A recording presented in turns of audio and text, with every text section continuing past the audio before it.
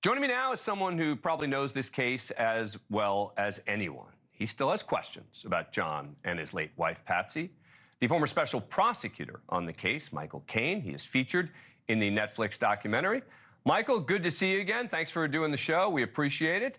So let me start with the big picture question. You're still not ready to rule out the parents, are you?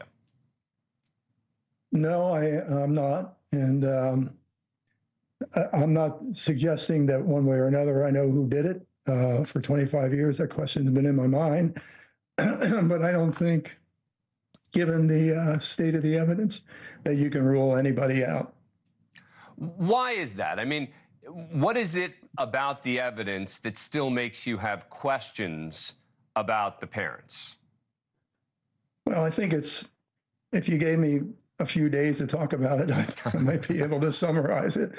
But there have been many cases in this country where people have wakened up to find their children missing. Paula Class, Elizabeth Smart, there's just a couple of them. And in each of those cases, there was a predictable way that the parents would act. They wanted to find out who killed their child, but there was also a predictable way that the police would act. And that is, you look at first who was in the house, and you have to eliminate them. If you can't eliminate the people in the house, then you're really, you're never going to convict anybody, because that's going to be the alternative suspect. And I don't think that Mr. and Mrs. Ramsey, even though I told them the first time I interviewed him that that's what we need to do, they, to me, always opted to shield themselves rather than go after and help us go after who might have done this. And to me, that was striking. Now, like I say, there are 50 different things that I could talk about now that, to me, raise questions. On the other hand, there's a lot of things that raise questions about whether an intruder came in the house. All I'm saying is that I don't think you can eliminate anybody at this point. Let me play. This is from the documentary. This is about the ransom note, which to me is probably the most interesting piece of evidence there. And there were indications at the outset that the handwriting had matched Patsy Ramsey's, but then there were questions about that and people challenging that. Here's number 4. Very early on, there was massive police leaking that Patsy Ramsey had written the ransom note. At least 4 experts, and 2 of them from the Secret Service, looked at the handwriting and said Patsy Ramsey did not write the note. They didn't like the answer, so they leaked information saying she did write it. Now, look, I think we can all agree the ransom note was a fake. Whoever wrote this ransom note didn't mean it. They weren't part of a small foreign faction. They weren't looking for ransom. JonBenét's body was found in the basement. What is the story from your perspective with regard to Patsy Ramsey's handwriting and the note?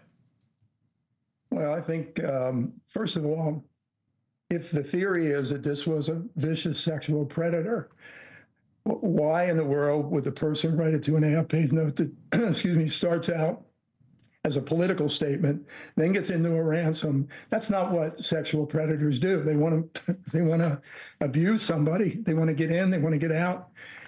So you have to ask yourself, why is this there? It was clearly, as you said, it's a fake note. It was made as a diversion. Why did the person want to make a diversion? As far as the handwriting goes, one day when I was working on this case, I wrote this out in my left hand, and you probably could have convicted me based on how it looked, because it looked nothing like my right hand writing, because when you write with your dominant hand, your brain is doing it passively. When you write with your non-dominant hand, you're thinking about your drawing is really what it is. So I can't be sure that whoever, I can say, and others have said that this handwriting wasn't done with anybody in the house's dominant hand, but I don't know that anybody could say that it wasn't done with the non-dominant hand. All right. Now I want to talk about something that came up much later, that when I heard this news, this came up years later, that 9 Thanks for watching. Go to joinnn.com to find NewsNation on your screen. And don't forget to click the red subscribe button below to get more of NewsNation's fact-driven, unbiased coverage.